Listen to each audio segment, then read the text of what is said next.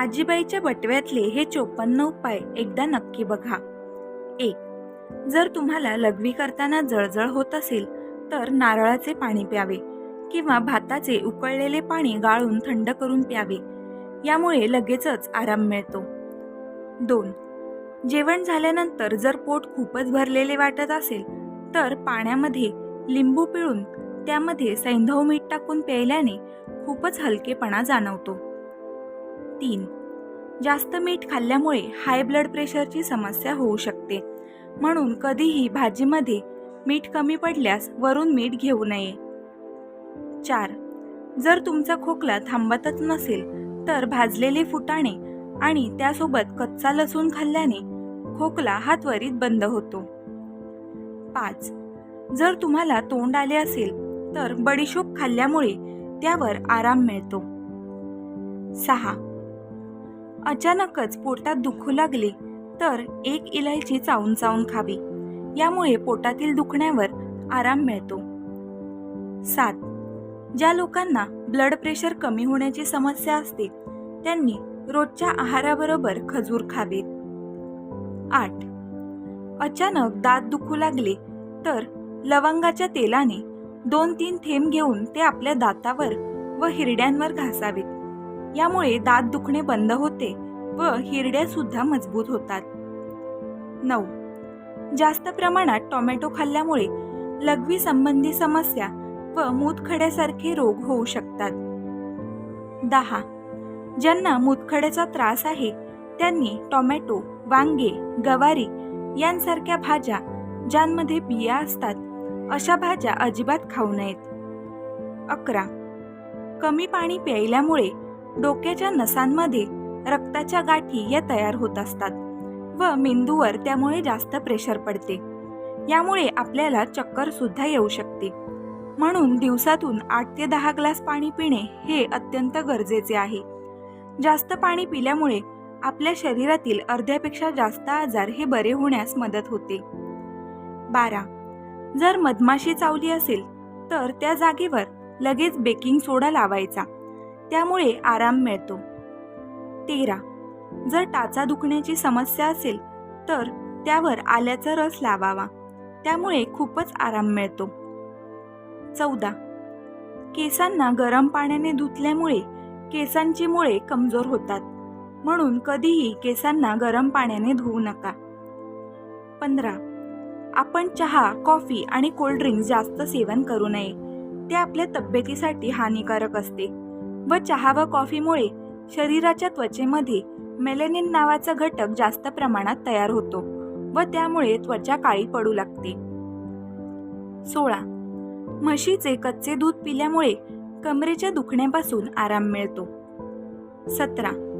जर वजन वाढत नसेल तर रोज तूप लावून चपाती दुधासोबत खाल्ली पाहिजे.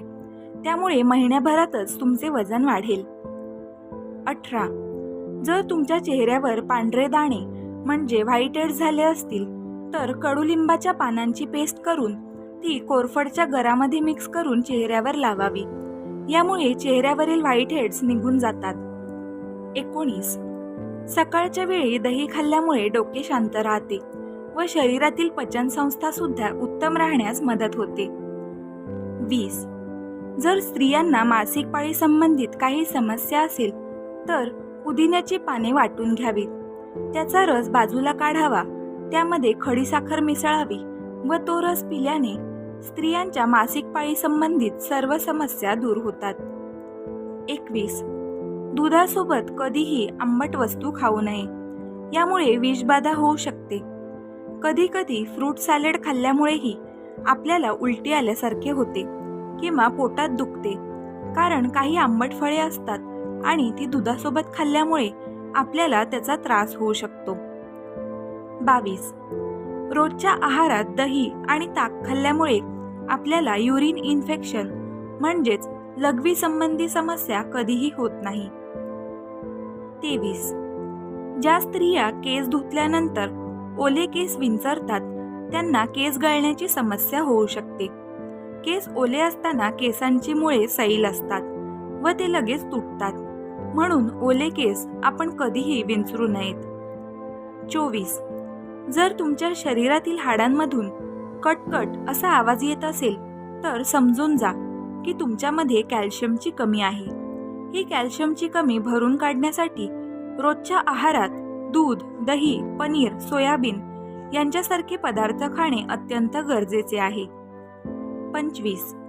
भाताचे उकळलेले पाणी गाळून घेऊन थंड करून केसांमध्ये लावले तर केस गळण्याची व सफेद होण्याची समस्या लवकर दूर होते. 26. सफरचंद खाल्ल्यावर लगेच पाणी पिऊ नये, त्यामुळे खोकला येऊ शकतो. 27. आवळा खाल्ल्यामुळे शरीरामध्ये कधीही व्हिटॅमिन सी ची कमी राहत नाही. आवळा आवडत नसेल तर आवळ्यापासून लोणचे बनवून तुम्ही तेही रोजच्या जेवणामध्ये खाऊ शकता. 28. जेव्हा आपण बाहेरून येतो तेव्हा सर्वात आधी आपण पाय धुतले पाहिजे, पण जेव्हा आपण आपल्या मंदिरातून घरी येतो तेव्हा आल्या आल्या कधीच पाय धुवू नयेत, कारण आपण मंदिरातील देवाचे देवपण घेऊन घरी आलेलो असतो. 29. जे लोक मातीच्या भांड्यांमध्ये जेवण बनवतात किंवा मातीच्या भांड्यांमध्ये पाणी पितात त्यांना कोणतेही आजार होत नाहीत, कारण मातीपासून आपल्या शरीराला आवश्यक असणारे सर्व पौष्टिक घटक मिळतात. 30. चहासोबत कधीही हळद खाऊ नका. हा विरुद्ध आहार आहे, यामुळे शरीरामध्ये विषबाधा होऊ शकते. 31. जर तुम्हाला पिवळ्या रंगाची लघवी होत असेल तर तुमचे शरीर हे आतून निरोगी नाही. यासाठी दिवसातून जास्तीत जास्त पाणी तुम्ही प्यायला हवे. 32. रात्रीच्या वेळी 1 कप दुधामध्ये अर्धा चमचा हळद टाकून रोज रात्री प्यायल्याने शरीरातील समस्या दूर होतात व त्वचा सुद्धा उजळते.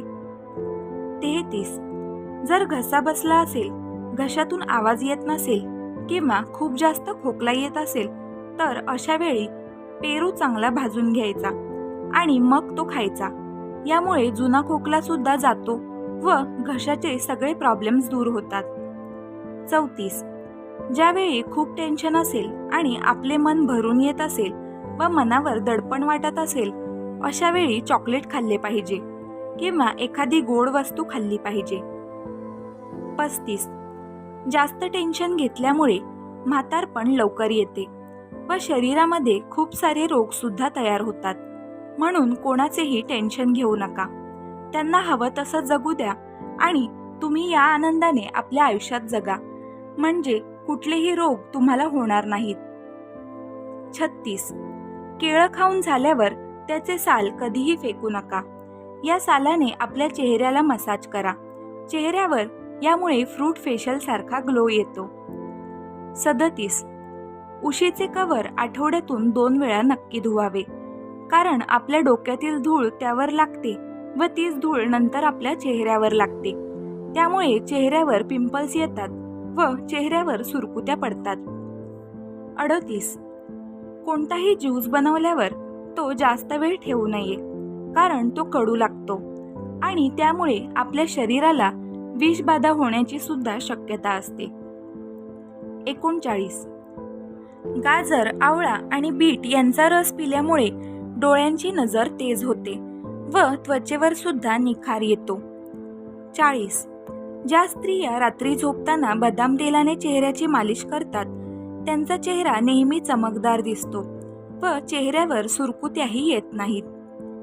41. रात्रीच्या वेळी मेथीचे दाणे पाण्यामध्ये भिजवून ठेवावे व सकाळी त्याची पेस्ट करून थोड्याशा कच्च्या दुधामध्ये मिसळून ती चेहऱ्यावर लावावी. यामुळे चेहऱ्याची त्वचा ही टाईट होते व चेहऱ्यावर खूपच ग्लो येतो. 42. ध्यान केल्याने मानसिक शांती आणि आनंद मिळतो.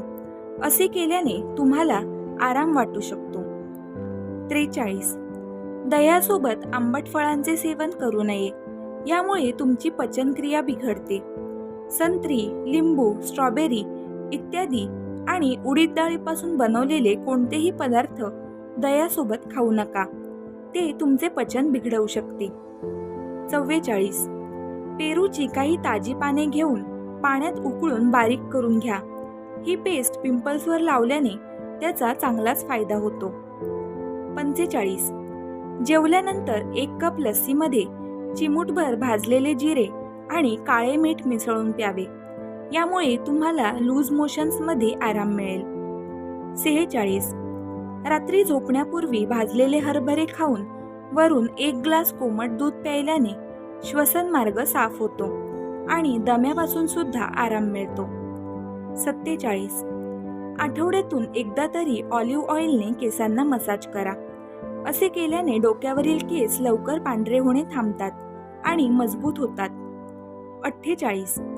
डोकेदुखीचा त्रास होत असेल तर दुधामध्ये बदाम मिसळून तयार केलेले दूध सकाळी रिकाम्या पोटी प्या आणि ते सेवन केल्यानंतर 2 तास काहीही खाऊ नका.